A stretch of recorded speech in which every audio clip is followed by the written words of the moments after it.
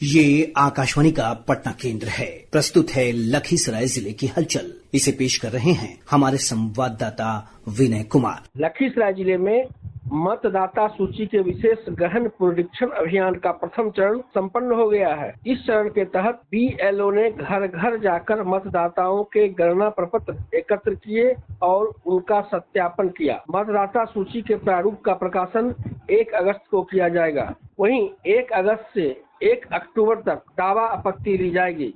इधर आगामी विधानसभा चुनाव में 100% मतदान सुनिश्चित कराने के लिए जिले में मतदाता जागरूकता अभियान तेज कर दिया गया है। इसी क्रम में पिछले दिनों जिला निर्वाचन पदाधिकारी सह जिलाधिकारी मिथिलेश मिश्र ने अनुमंडल कार्यालय भवन परिसर में ईवीएम वीवीपैट प्रदर्शन केंद्र का फीता काटकर उद्घाटन किया। जिलाधिकारी ने बताया कि जिला मुख्यालय के साथ साथ सभी प्रखंडों में ईवीएम प्रदर्शन केंद्र स्थापित किए जाएंगे। इसका उद्देश्य आम मतदाताओं को ईवीएम और वीवीपैट की कार्य प्रणाली से अवगत कराना है, ताकि वे निडर होकर और पूरी निष्ठा जानकारी के साथ अपने मताधिकार का प्रयोग कर सकें। वर्ष 2024-25 के लिए जारी स्वच्छता सर्वेक्षण रिपोर्ट में नगर परिषद लखीसराय ने राष्ट्रीय स्तर पर लंबी छलांग लगाई है। इस बार लखीसराय को देश में 746वां स्थान और बिहार में 97वां स्थान मिला है। पिछले वर्ष 2023-24 में नगर परिषद को देश भर में 3011वां रहा था। नगर परिषद के सभापति अरविंद पासवान ने कहा कि रैंकिंग में सुधार नगर कर्मी और आम लोगों के सहयोग से संभव हुआ है। केंद्रीय मंत्री सह मुंगेर सांसद राजीव रंजन सिंह उर्फ ललन सिंह ने पिछले दिनों 400 करोड़ रुपए की लागत वाली 155 योजनाओं का शिलान्यास, कार्यारंभ और उद्घाटन किया।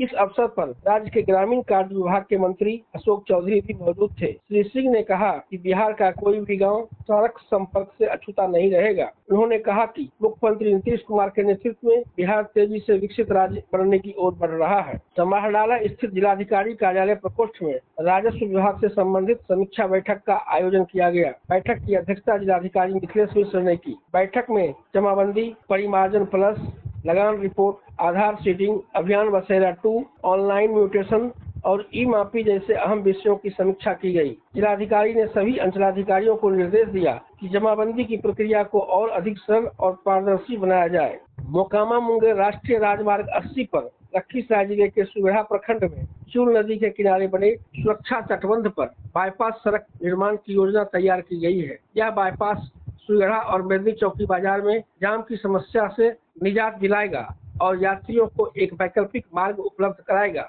अभी इस मास्टर प्लान पर काम चल रहा है। राज्य सरकार की मंजूरी के बाद यह योजना धरातल पर उतरेगी। विधान पार्षद अजय कुमार सिंह ने बताया कि इस बाईपास सड़क का प्रस्ताव उन्होंने पथ निर्माण विभाग को दिया है और उन्होंने पथ निर्माण मंत्री से मुलाकात कर योजना पर विस्तार से चर्चा की है। भागलपुर गोमती नगर के बीच चलने वाली अमृत भारत एक्सप्रेस ट्रेन का पिछले शुक्रवार को औपचारिक परिचालन शुरू हो गया। किऊल रेलवे स्टेशन पहुंचने पर अमृत भारत एक्सप्रेस को स्टेशन मास्टर विकास चौरसिया, IRCTC के अधिकारी हरेंद्र कुमार, स्वास्थ्य निरीक्षक आशुतोष कुमार सिन्हा और RPF post commandant Prashant Kumar ने हरी झंडी दिखाकर रवाना किया। सावन के पवित्र माह में लखीसराय के प्रसिद्ध अशोक धाम मंदिर में हजारों की संख्या में श्रद्धालु भगवान शिव के जलाभिषेक के लिए पहुंच रहे हैं। आज सावन की तीसरी सोमवारी पर भी जिले के अलग अलग हिस्सों से श्रद्धालु मंदिर पहुंचे थे। श्रद्धालुओं की सुविधा के लिए जिला प्रशासन ने चाक चौबंद इंतजाम किए थे। श्रावणी मेला को सफल बनाने के लिए 63 दंडाधिकारी और 300 से अधिक पुलिस कर्मियों को तैनात किया गया है। जिले में समय पर मानसून की दस्तक ने किसानों के चेहरे पर रौनक ला दी है। अच्छी वर्षा के कारण खेतों में धान की रोपनी का कार्य जोर शोर से शुरू हो गया है। वहीं उर्वरक की दुकानों पर लंबी कतारें देखी जा रही हैं। कृषि विशेषज्ञों का मानना है कि यदि इसी तरह वर्षा जारी रही तो इस वर्ष जिले में धान की अच्छी पैदावार की उम्मीद है।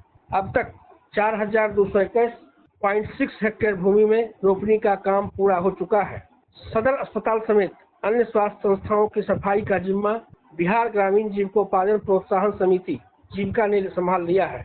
अभी आप सुन रहे थे लखीसराय जिले की हलचल। इसे प्रस्तुत किया हमारे संवाददाता विनय कुमार ने।